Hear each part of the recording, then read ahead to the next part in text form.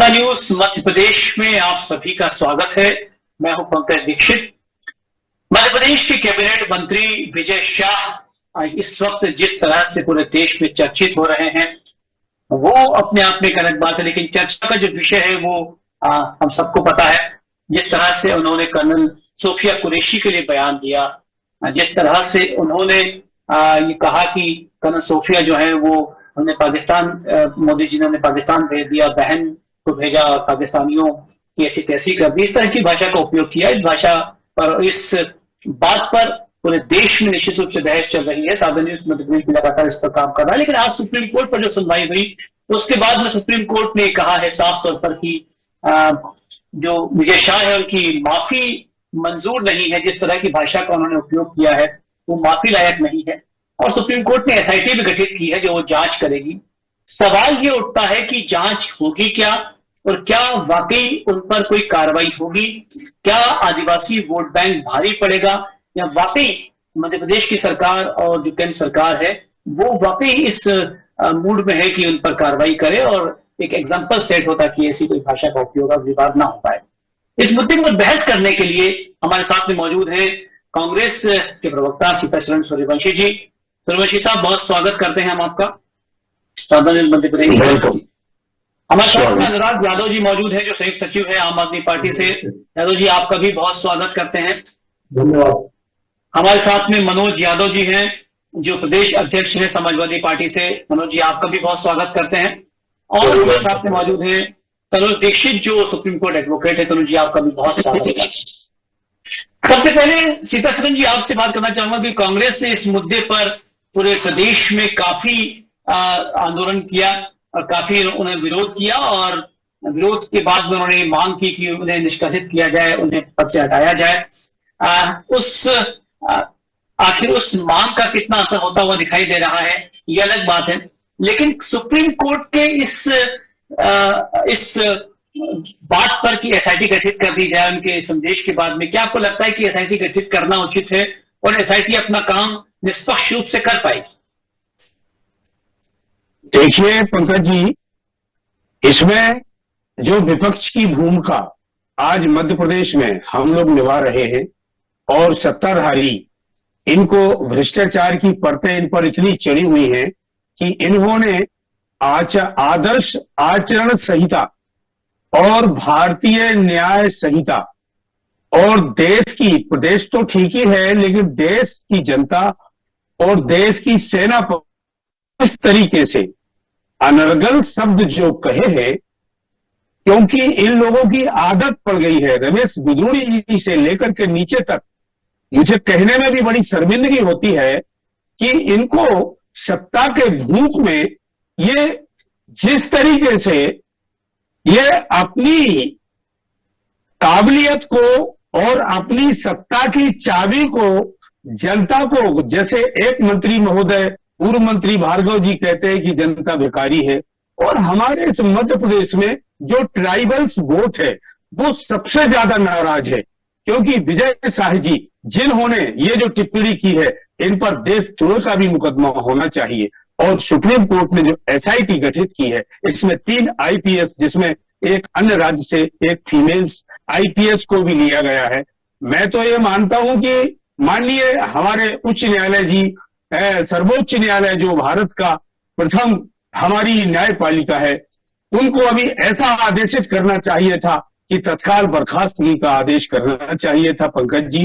और मध्य प्रदेश में क्या पूरे देश में जिस तरीके से जो माहौल है, जो जनता में रोष व्याप्त है, जो कष्ट है जनता को, उस वोटर को, उस जनता से लेकर के पूरे समुदाय में, और जो अनेकता में एकता की मिसाल आप और हम, उसको जिंदा बनाए रखने के लिए इन्होंने उस एकता को तोड़ा है और मरोड़ा है, और आपके हमारे इस रूह को, इस दिल को, इस हृदय को बहुत बड़ा आघात दिया है। सीतासरण जी, क्या आपको लगता है, क्योंकि आप राजनीति से हैं, आप इस बात को बेहतर समझते होंगे कि आदिवासी वोट बैंक अपने आप में एक बड़ा मसला है, एक बड़ा मामला है। आपको लगता है कि जब उनके नेता पर कोई कार्रवाई होती है तो क्या आदिवासी उस बात से कुपित होते हैं? क्या उन्हें किसी बात का आघात पहुंचता है? इस बात का डर सरकार को रहता है। क्या आपको लगता है कि वाकई ऐसा कुछ होता है कि आदिवासी जो वर्ग है वो अपने नेता के यदि उस नेता पर कार्रवाई होती है तो वो हर्ट होता है, वो परेशान होता है? बिल्कुल। क्या कि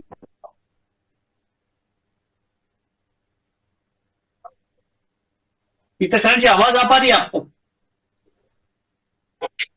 हाँ, चलिए अनुराग, शरण जी तक शायद आवाज नहीं पहुंच पाई। अनुराग जी आपसे जानना चाहूंगा क्या लगता है अनुराग जी, जब किसी आदिवासी नेता पर कोई कार्रवाई होती है तो क्या आदिवासी जो वर्ग है वो आहत होता है? देखिए सर, सबसे पहले हम भारतवासी हैं। हमारा देश लोकतांत्रिक है, सभी व्यवस्थाएं हैं, मशीनरी है। सबसे बड़ी सम्मान हमारा सेना का है। बीजेपी के लोग लगातार जीत रहे हैं, जनता उन्हें जिता रही थी कि जो हिंदुत्व का जहर घोला गया था उसमें नेता इतने घुले हुए हैं कि उन्हें पता है कि कुछ भी बोल जाते हैं, अनर्गल बोल जाते हैं, सेना तक के बारे में बोल जाते हैं। तो आदिवासी के लिए भी सेना का महत्व है, तो इसका फर्क नहीं पड़ता। परंतु सुप्रीम कोर्ट में ये मामला गया, इससे पहले बीजेपी के लोगों जो उनका राष्ट्रीय नेतृत्व है उसे एक्शन लेना चाहिए कि इतनी बड़ा कर्नल जो है सोफिया जी, उन्हें सम्मान की जगह उनको आतंकवादियों की बहन कहा गया।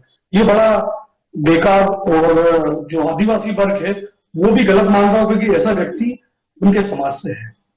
जी, क्या लगता है कार्रवाई, चूंकि कांग्रेस लगातार इसकी मांग कर रही है कि उन्हें पद से हटाया जाए, बर्खास्त किया जाए, लेकिन एक लंबा समय हो गया है उनके बयान देने के बावजूद भी, मामला चूंकि कोर्ट में है, लेकिन क्या आपको लगता है कि क्यों देरी हो रही है? देरी का कारण क्या हो सकता है? क्या ऐसे मसलों पर तुरंत कार्रवाई होनी चाहिए?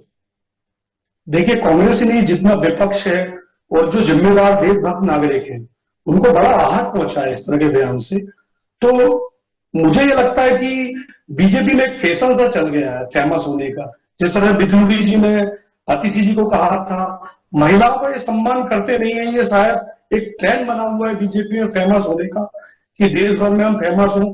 क्योंकि एक समस्या ये भी है कि उनके दो ही नेता टीवी या अखबारों में दिखते हैं, अमित शाह, तो कहीं ना कहीं इनमें भी दिक्कत होती है इनको कि हम ना अपना नाम किसी ना किसी नेगेटिव या पॉजिटिव तरीका तो है नहीं, नेगेटिव तरीके से भी फेमस हो, क्योंकि इस पर कार्रवाई नहीं होती है। क्योंकि महाराष्ट्र में राणे जी भी एक विवादित बयान दे चुके हैं जिससे दो वर्गों में विवाद पैदा हो सकता था। ये ट्रेंड बना हुआ है बीजेपी में, और इसका जो राष्ट्रीय नेतृत्व है उसमें कोई कार्रवाई हो नहीं रही है, इसीलिए लगातार वो श्रेय मिलती है। जी, मनोज जी भी हमारे साथ में है और समाजवादी पार्टी से। जी मनोज जी से बात करते हैं। मनोज जी, समाजवादी अनुराग जी से आपके पास पहुंचूंगा मैं, मनोज जी से बात करने से। मनोज जी, क्या लगता है, समाजवादी पार्टी भी चूंकि मैदान में है इसके विरोध को लेकर, और लगातार वो भी मांग कर रही है उनकी बर्खास्तगी की, लेकिन आपको लगता है कि सुप्रीम कोर्ट ने जो आज एसआईटी गठित की है, क्या सही रास्ते पर चीज आगे बढ़ रही है? क्या आपको लगता है कि एसआईटी अपनी कार्रवाई निष्पक्ष रूप से कर पाएगी, और क्या मंत्री जी के ऊपर कार्रवाई होगी? सुप्रीम कोर्ट ने पहले हाई कोर्ट ने संज्ञान लिया, तब ये लोग सुप्रीम कोर्ट गए हैं। अगर सुप्रीम कोर्ट दबाव में काम नहीं करेगा, क्योंकि कुछ अच्छे जज भी होते हैं, ज्यादातर जजेज हैं जो न्यायपालिका पे हम लोगों को पूरा भरोसा है, और उन्होंने इनको फटकार भी लगाई है कि आपका जो बयान है वो माफी योग्य नहीं है। क्योंकि सबसे बड़ी बात है कि चलो एक नेता आपका बयान देते समझ में आता है, उसके बाद लाइन लगी हुई है, विजय शाह के बाद में आपके डिप्टी सीएम जगदीश देवड़ा जी बयान देते हैं, उसके बाद में भगत सिंह कुलस्ते बयान देते हैं, उसके बाद प्रजापति का बयान सामने आया है। तो बीजेपी जानबूझ के, आप देखेंगे जिन लोगों से बयान दिलवाए हैं वो सभी दलित और आदिवासी हैं, क्योंकि एक तो गलती करा रहे हैं। अगर विपक्ष के लोग अगर बात करेंगे कि जो इन्होंने गलती की है, कि आप सोचिए, सबसे पहले भारतीय सेना का अपमान विजय शाह ने किया कि एक हमारी भारतीय सेना का गौरव, जिसने हमारे देश में नहीं पूरे विदेशों में सम्मान बढ़ाया। हमारी देश की सेना विश्व की 4थे नंबर की सेना है जो ताकतवर है, तो हमें गर्व है अपनी सेना पे। उनमें सूफिया कुरैशी जी कर्नल जो है, मानी उनके लिए अगर विजय शाह बोलते हैं कि ये आतंकवादियों की बहन है, तो इससे निंदनीय कुछ नहीं हो सकता। भारतीय जनता पार्टी चुप थी, केवल ऐसा तो नहीं कह रहे मनोज जी, मनोज जी वो ऐसा तो नहीं कह रहे हैं कि आतंकवादियों की बहन है, उनका ये कहना है कि मोदी जी ने उनकी बहन को भेज दिया। नहीं नहीं, और क्या हुआ इसका मतलब? आप उनका पूरा बयान सुनिए कि मोदी जी ने उन्हीं की बहन को उन्हीं के लिए भेजा। पूरा बात कही, आप वीडियो पूरा सुनिए ना। और भी कुछ कहा है, कट्टे पिटे वीडियो तो हमने सुना भी है। वीडियो में हाँ। वो आतंक को पाकिस्तानियों पर कह रहे हैं कि पाकिस्तानियों को भेज दिया मारने के लिए। आप पंकज जी ये समझिए कि जो भारतीय सेना में कोई मुस्लिम है या किसी भी जाति का व्यक्ति है, तो क्या वो देशद्रोही हो गया? ये आतंकवादी? दो चीजें हैं मनोज जी, दो चीजें, क्योंकि हम इस पर बातचीत करना चाह रहे हैं। एक और तो ये अब आप कह रहे हैं कि वो आतंकवादियों की बहन के रूप निरूपित हो रहा है, लेकिन दूसरी ओर जो है विजय शाह ये भी कह रहे हैं कि भावनाएं कुछ और थी। और उषा जी का भी कल बयान आया, उषा जी ने कहा कि कोई ऐसा सोच भी नहीं सकता, कोई मंत्री ये सोच भी नहीं सकता कि वो आतंकवादियों की बहन बोल दे किसी कर्नल को, जो कि हमारे देश की सेना के प्रतिनिधित्व कर रही थी। ये तो जब सबने घेरा उनको, तो अपनी सफाई रखने के लिए उन्होंने ये बात कही है। आप ही सोचिए ना, उनके बगल में पूर्व मंत्री, वर्तमान विधायक दूसरा ठाकुर बैठी हुई हैं, वो मुस्कुरा रही हैं बैठे बैठे, बाकी भाजपा के लोग तालियां बजा रहे हैं। तो आप समझिए ये पूरी भारतीय जनता पार्टी की मानसिकता क्या है। ये देश के लोगों को सिर्फ जाति धर्म में बांट के रखना चाहती है। एक आप सोचिए, डिप्टी सीएम को बहुत बड़ा पद है कि सेना मोदी जी के चरणों में नतमस्तक है, देश का हर नागरिक मोदी के चरणों में नतमस्तक है। ये बयान ठीक है क्या? इसके बाद सुप्रीम कोर्ट ने भी देखिए बयान आपत्तिपूर्ण है। आप अगर भारतीय जनता पार्टी इतनी संवेदनशील होती तो सुप्रीम कोर्ट को, हाई कोर्ट को क्यों संज्ञान लेना पड़ता? सुप्रीम कोर्ट की बात आ रही तनुज जी, मनोज जी मैं आपको लौटूंगा। जी बोलिए। नहीं पंकज जी बोलिए। जब इस इन्हीं मंत्री ने शिवराज जी, आदरणीय शिवराज जी जो मुख्यमंत्री थे, तो उनकी फैमिली के बारे में कोई बयान दिया था, तो उनको मंत्री पद से हटा दिया गया था। जी हटाया गया था। तो अब जब देश की सेना का अपमान कर रहे हैं, ये भारत देश की 50% आबादी महिला है, महिलाओं को अपमान कर रहे हैं, देश की सेना का अपमान कर रहे हैं, उसके बाद क्यों भारतीय जनता पार्टी, अगर सब लोग कह रहे हैं कि नहीं गलत किया है उन्होंने, उस टाइम भी कह देते कि नहीं गलती से हो गया था, माफी मांगी, बात खत्म हो जाती। उस टाइम तो इनको हटाया गया था, अभी क्यों नहीं हटाया गया है, ये सवाल है। और सुप्रीम कोर्ट को लिया गया। आपके माध्यम से हम धन्यवाद देना चाहते हैं कि उन्होंने संज्ञान लिया है, और हमें उम्मीद है कि वहां से न्याय जरूर मिलेगा। जी चलिए, तनुज जी हमारे साथ में। तनुज जी चूंकि मामला कोर्ट में है और सुप्रीम कोर्ट ने फटकार भी लगाई है और सुप्रीम कोर्ट ने माफी नामंजूर कर दी है, और उन्होंने कहा है कि जो आपने किया है, जिस भाषा का उपयोग किया, जिस पद पर, संवैधानिक पद पर रहते हुए जो आपने बात कही है, वो माफी की योग्य नहीं है, एसआईटी गठित की है। तनुज जी क्या लगता है एसआईटी गठित होने का क्या अर्थ निकाला जाए? क्योंकि आप सीनियर एडवोकेट हैं, आप शायद इसे बेहतर बता पाएंगे। देखिए, किस बात की जांच होगी? जी, जो स्पेशल इन्वेस्टिगेशन टीम जिसे एसआईटी के नाम से जानते हैं, एसआईटी के गठन की जो प्रक्रिया है, जनरली माननीय सर्वोच्च न्यायालय किन प्रकरणों में करता है? जब वो एजेंसियां जो है वो व्यवस्थित रूप से जांच ना कर रही हो, या कोई ऐसा प्रभावशील प्रभावी व्यक्तित्व हो जो किसी तरीके की जांच को प्रभाव कर सकता हो, उस ऐसे कुछ महत्वपूर्ण या तो विषयों में, मामलों के अंदर हमने देखा कि एसआईटी का गठन हमेशा से होता आता है। निश्चित रूप से एसआईटी का अगर गठन हुआ है तो मुझे लगता है फायदा भी निश्चित रूप से इस जांच में, मौजूदा जांच में मिलेगा। और साथ ही क्योंकि एसआईटी जो है उचित तरीके से जांच करती है और ये पारदर्शिता, ट्रांसपेरेंसी इन जांच के अंदर होती है। हालांकि इस कमेटी को जब बनाएंगे तो एक तो आईजीपी यानी आईजी पुलिस रैंक के तीनों अधिकारी आईपीएस होंगे, दो एसपी रहेंगे, एक जो है उसमें महिला अधिकारी, महिला आईपीएस अधिकारी होंगी, और खास करके वो मध्य प्रदेश कैडर से नहीं होंगी। तो निश्चित रूप से इसमें जो ट्रांसपेरेंसी है वो सुप्रीम कोर्ट ने जो आदेश है उसमें बहुत स्पष्ट किया है। साथ ही ठीक है, तो उन्होंने गिरफ्तारी पर जरूर मतलब एक तरीके से रोक है, जमानत बोल सकते हैं, एक तरीके से रोक लगाई है, लेकिन कहीं ना कहीं एसआईटी गठित करके मामले की पूर्ण रूप से तहकीकात और सत्यता दोनों को सुप्रीम कोर्ट चाहता है कि जल्दी सही निष्कर्ष तक बाहर आए और पहुंचे उन तक। जी लेकिन तनुज जी, एक आम आदमी का सवाल जो एक आम आदमी के जहन में जो बात आती है वो ये है कि जांच किस बात की? भाई वीडियो सामने है, वीडियो में वो जो बोल रहे हैं वो दिख रहा है, तो इसमें जांच एसआईटी गठित करने का मकसद क्या हो सकता है? किस बात की जांच एसआईटी करेगी? तो बहुत आम सवाल। देखिए, बहुत अच्छा सवाल है पंकज जी। अगर इसको हम दूसरे पहलू से समझे तो इस तरीके के जो मंच से बयान हुए थे उसके बाद में जो संबंधित मंत्री है उनका यह कहना था कि उनका मकसद कुछ और था बयान देने का, वो ऐसा नहीं बोलना चाह रहे थे और उन्होंने ऐसा नहीं इस तरीके से कुछ बोला।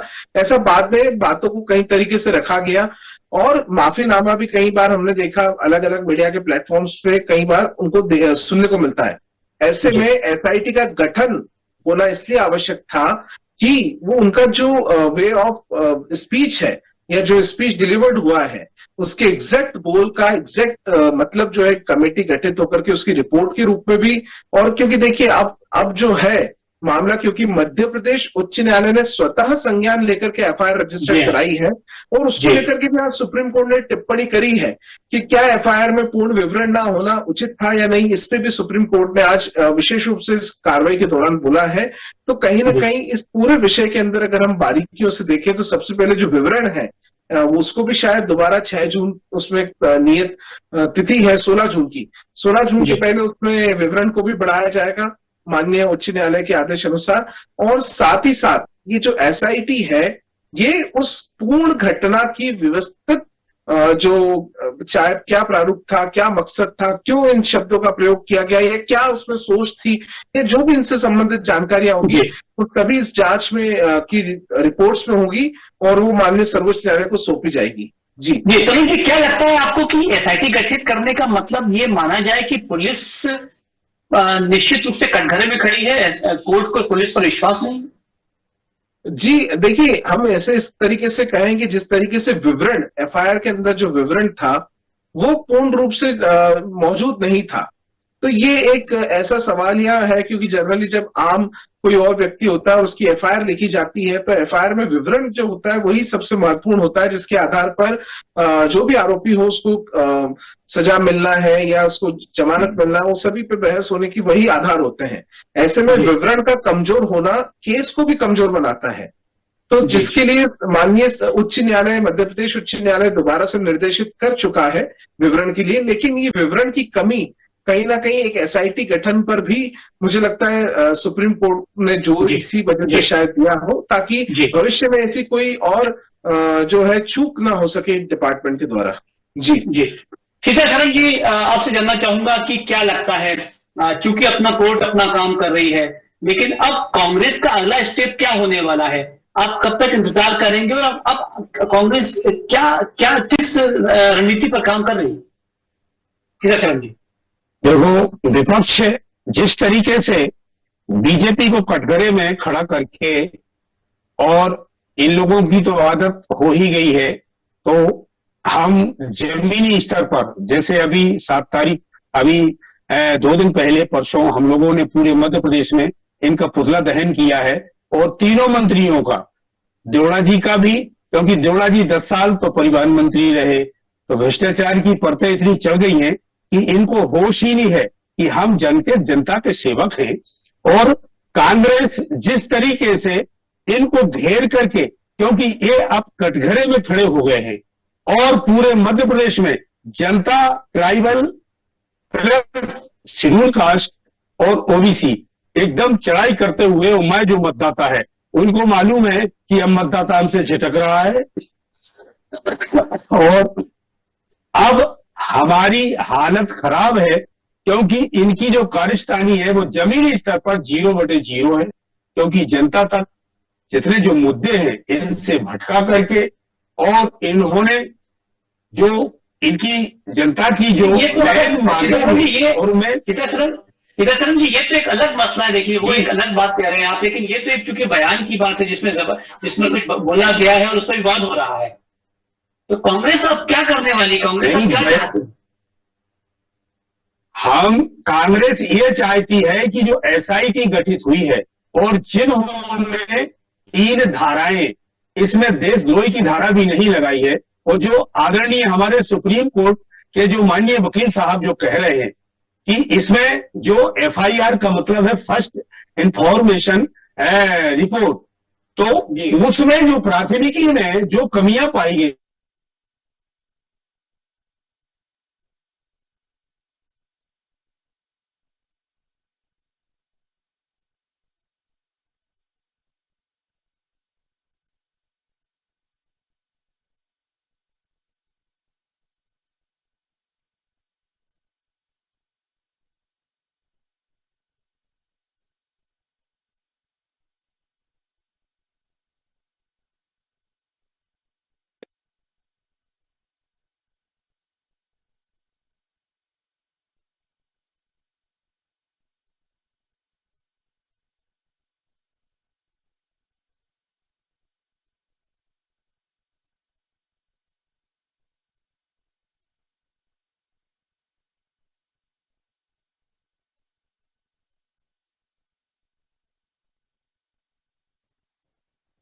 आवाज आ रही पंकज जी?